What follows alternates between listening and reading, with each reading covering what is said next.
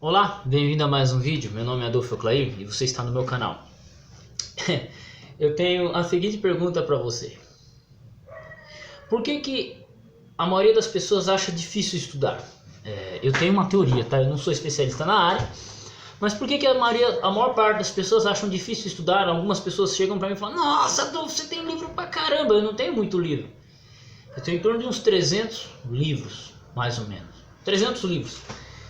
Não é uma quantidade muito grande, não sou especialista em nada. Sou, digamos assim, um leigo interessado. E várias partes da ciência me chamam a atenção, principalmente as áreas humanas, como história, grego, né, Bíblia, teologia, hebraico. Essas áreas assim me chamam muita atenção, sociologia. E devido a essas áreas, elas me levam a outras, como o hebraico, como conhecer outras línguas também, como francês, inglês, querer conhecer o alemão, ter a necessidade de conhecer o alemão. E devido à influência dessas outras línguas, dessas outras culturas. Então, por que a maior parte das pessoas acham difícil? Primeiro, eu quero até eu anotar aqui, para ficar bem claro e talvez não repetir, mas o primeiro fato é que as pessoas se comparam a outras. Então, primeiro fato, se comparar a outra pessoa. Depois eu coloco o nome do vídeo aqui. Ou se comparar, primeiro fato, se comparar a outras pessoas. Por exemplo, eu sou uma pessoa que sou interessada em crítica textual, comparar manuscrito grego e tal, né?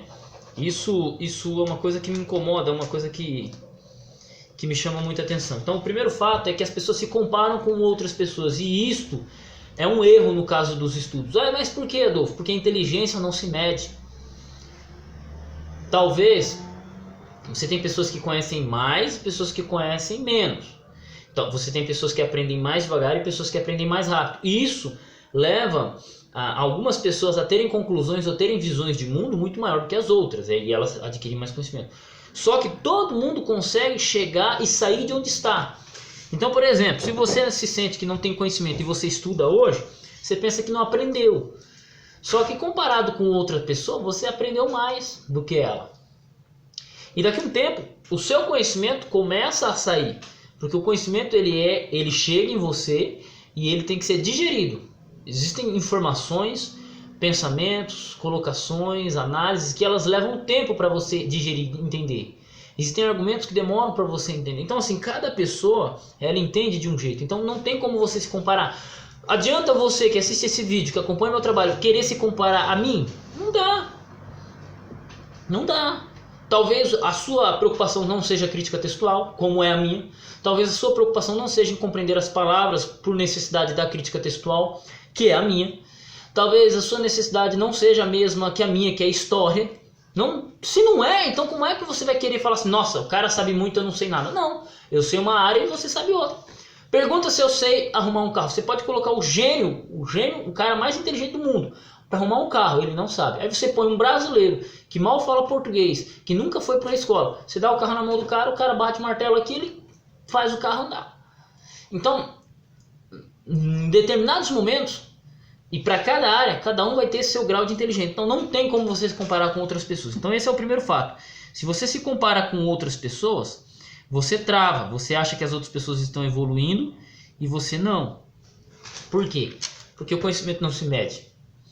Você tem pessoas de fato que são burras, ignorantes.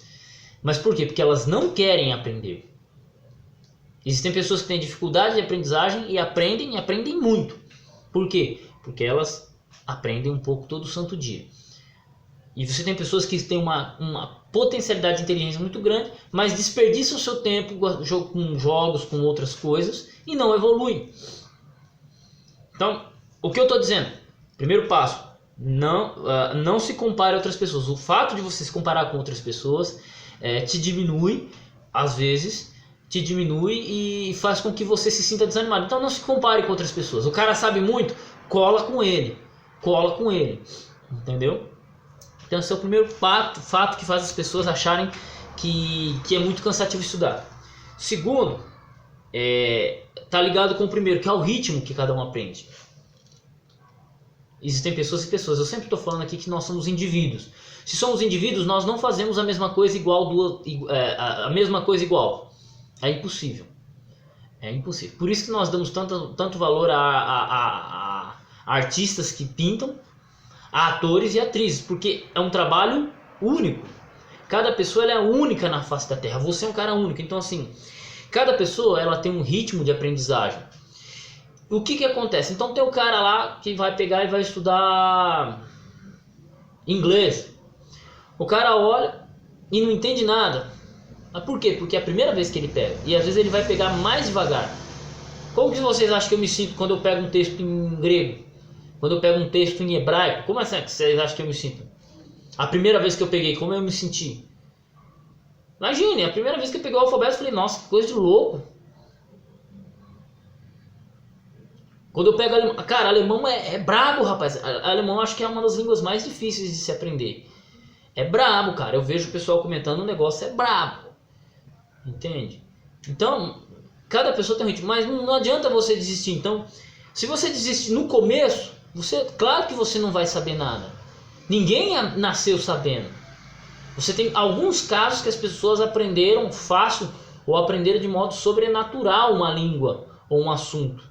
Aí eu não vou discutir, aí é questão sobrenatural, mas naturalmente, você aprender algo naturalmente, meu irmão, então cada pessoa tem seu ritmo. Então vamos supor, cada pessoa, segundo passo, tem seu ritmo. Cada pessoa tem seu ritmo.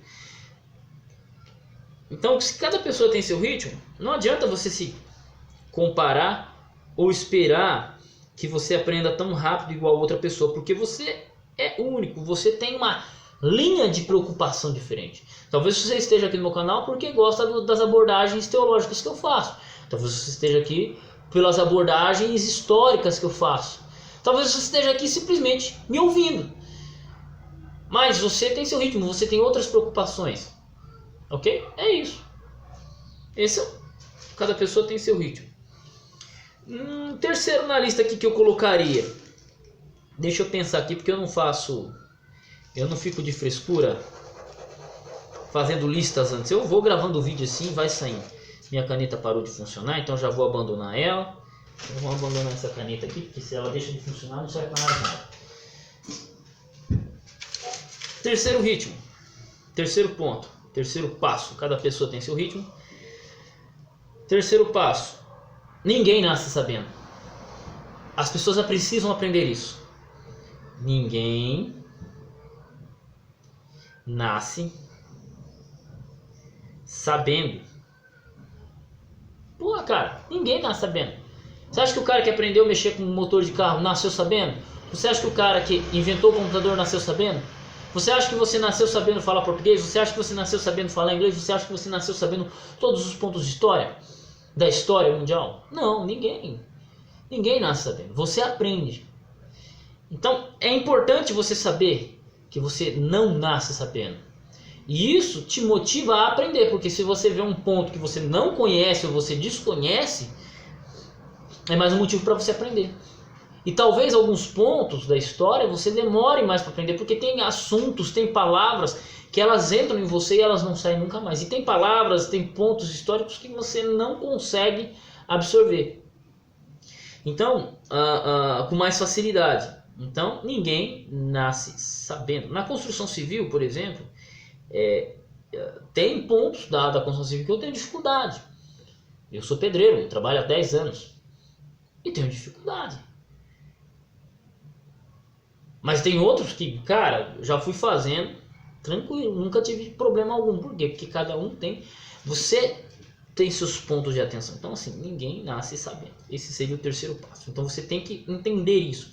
Quando você entender isso, você passa a perder o medo de não saber as coisas. E o quarto passo é medo de não saber as coisas. Vamos lá? Anota aí, medo de não saber. O que acontece? No Brasil, nós temos aquela questão da ignorância. Tá na sala de aula 40 alunos, 40 adolescentes. a professora pergunta assim, a Sora pergunta assim: alguém entendeu? Todo mundo entendeu? Todo mundo fica quieto. Todo mundo entendeu? Todo mundo fica quieto. Se um levanta a mão, fala: professora, eu não entendi isso. Os outros 39 vão falar: ah, burro, burro, não sabe de nada, palhaço, não sabe de nada, você é ignorante.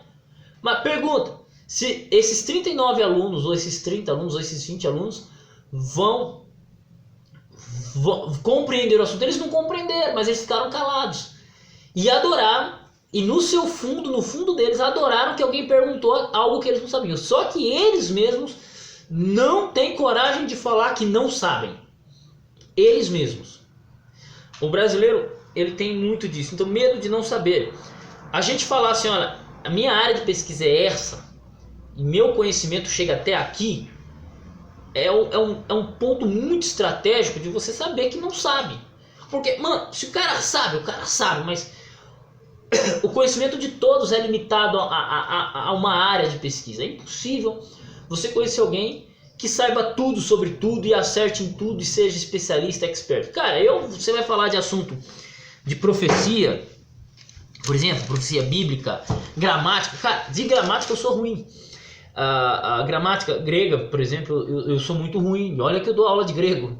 Fala, nossa, mas como isso é possível? Eu falei, porque eu ensino o grego básico, né? E nas minhas análises eu não fico analisando a parte morfológica ou sintática da palavra. Eu olho a palavra, leio ela e vou trabalhando a interpretação, a possível interpretação, como ela foi interpretada ao longo da história, porque minha visão é mais histórica do que linguística em si. Mas tudo bem. Então, assim, a gente tem que entender as nossas limitações. Então você não tem que ter, não tem que ter medo de não saber. Você não sabe. Então, você tem que ter a humildade de saber que não sabe. De falar, olha, eu não sei. O cara vem falar de futebol pra mim, velho, eu só escuto. Eu falo, mano, como que tá tal time? Qual foi o melhor time que você acha? Quem foi o melhor jogador que você acha?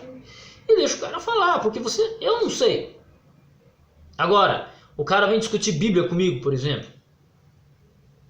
Aí eu lasco o grego em cima dele. Aí já é minha área, entendeu? Já é um pouco mais.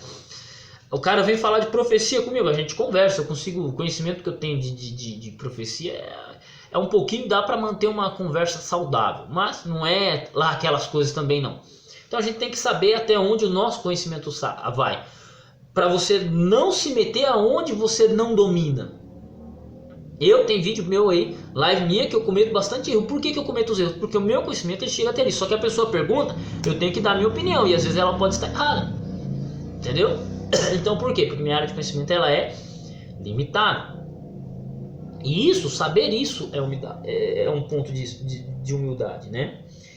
E acho que o quinto passo é o mais importante. As pessoas têm pressa. É isso que cansa elas. Elas têm pressa. Elas acham que vão começar a estudar uma coisa hoje e vão terminar amanhã. As pessoas vão saber tudo amanhã ou semana que vem. As pessoas acham que se ela pegar a Bíblia, se ela ler meio versículo por dia, constância é muito importante, ela vai ser a maior autoridade em Bíblia do mundo. Tem pessoa que fala assim, eu li a Bíblia uma vez, eu li a Bíblia 10 vezes, é a maior autoridade de Bíblia. Eu sou pastor, é uma autoridade de Bíblia. Aí eu sou ancião na minha igreja, eu sou presbítero, eu sou crente há 30 anos. Isso, vamos supor, isso não quer dizer que você saiba alguma coisa. Pelo contrário, isso exige, para você fazer essa afirmativa, exige que você tenha conhecimento suficiente, então, para fazer qualquer discussão dentro da área bíblica, por exemplo. Eu estou pegando aqui a questão bíblica, o conhecimento aqui, estou ficando para geral. Então, assim, tem pessoas que têm pressa. Elas acham que vai ler algo hoje e vai estar sabendo tudo amanhã. Não, cara. Tem assuntos que levam anos para você começar a entender. Anos para você entender. Porque pense, vamos lá, vamos falar de cristianismo. Quantos anos existem de cristianismo? 2000 anos. Vamos falar de judaísmo.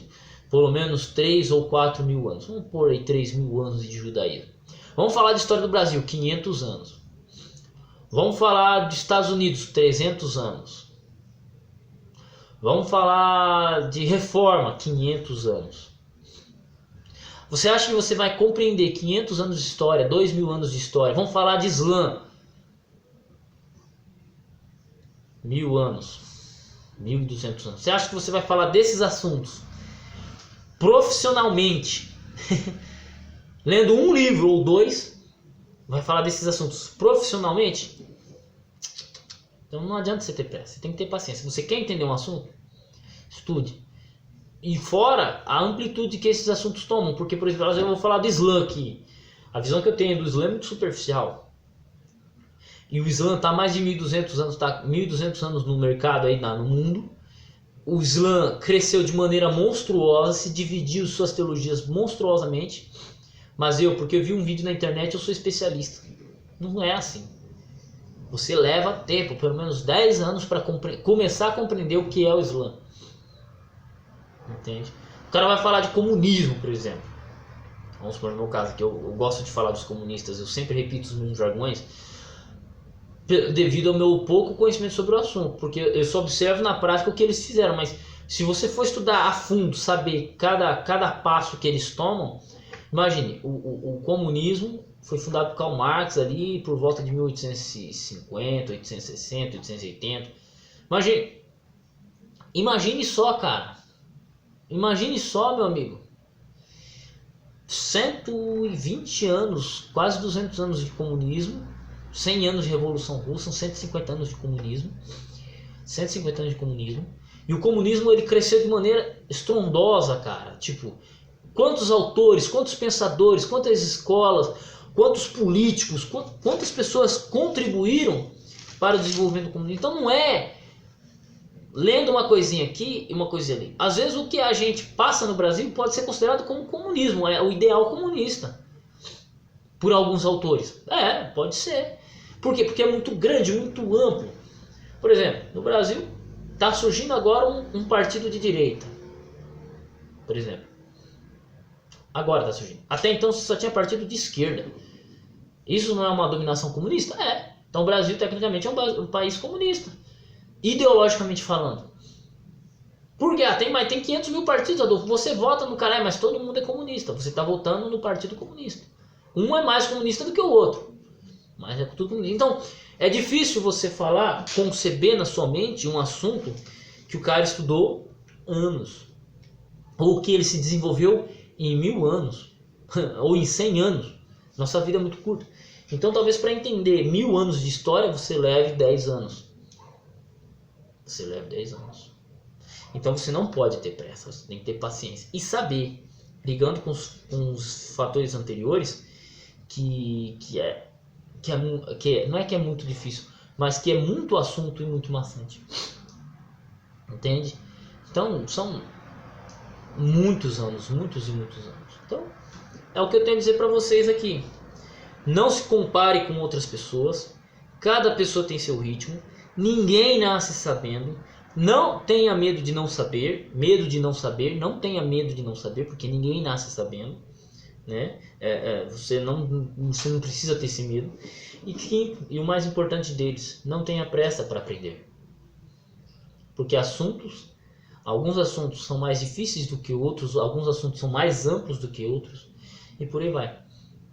Antes de você aprender física quântica, você tem que aprender que 1 mais 1 é igual a 2. Você tem que partir dessa premissa.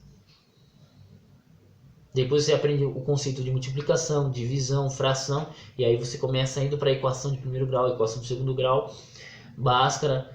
Você vai para a física quântica, física atômica e por aí vai. Tudo sem pressa, devido à complexidade dos... Então, esses são os motivos que fazem as pessoas se cansarem dos estudos. Quando elas entendem, eu acho que foi isso que eu entendi. Quando você entende que você tem esses passos a seguir, você passa a saber. Você compreende aquilo que aquele filósofo falou. Eu sei que nada sei. E aí, você passa a respeitar as pessoas, você passa a compreender que nem todo mundo sabe tudo e começa a aprender e respeitar a si mesmo. Porque não adianta você forçar a si mesmo. Eu quero saber matemática. Eu já desisti de aprender matemática, velho. Eu desisti na 7ª série. Quando me colocaram a equação de primeiro grau, Top. Quando fizer equação de segundo grau, eu desisti. Então eu não me forço a aprender aquilo que eu... Nossa, Edu, mas você tem que saber equação de segundo grau. Então me fala onde que eu vou usar a equação de segundo grau na minha vida. Agora, eu me vejo obrigado a conhecer o que trouxe o Brasil até hoje. A conhecer os efeitos que a Segunda Guerra Mundial causou. Os efeitos que o comunismo causa no mundo. E isso me incomoda. Os efeitos que o cristianismo gerou. Então isso é importante para mim. Então, sexto passo. Saber o que é importante. Estudar o que é importante para você. Não adianta você vir com física pro meu lado. Matemática. Agora vamos conversar sobre Nicolau Maquiavel. Vamos falar sobre Augusto Comte, Emile Durkheim. Vamos falar de Bíblia. Vamos falar. Vamos lá, vamos tratar de história, vamos discutir temas históricos, isso me incomoda. Agora fala isso para um físico. Talvez não tenha tanta importância quanto decodificar uma equação de supremo grau evoluída ao nível master. Isso é respeitar a si mesmo. Né? Isso é respeitar a si mesmo. Isso. Então, saiba disso, segue isso aí. Não precisa ser um gênio. E quando você menos imaginar, você vai estar sabendo mais do que outras pessoas. É isso aí. Deus abençoe seus estudos, Deus abençoe sua vida. Ah, quer aprender sobre grego? Fala comigo. Tamo junto, eu dou aula de grego. Meu zap fica no blog e na descrição, beleza?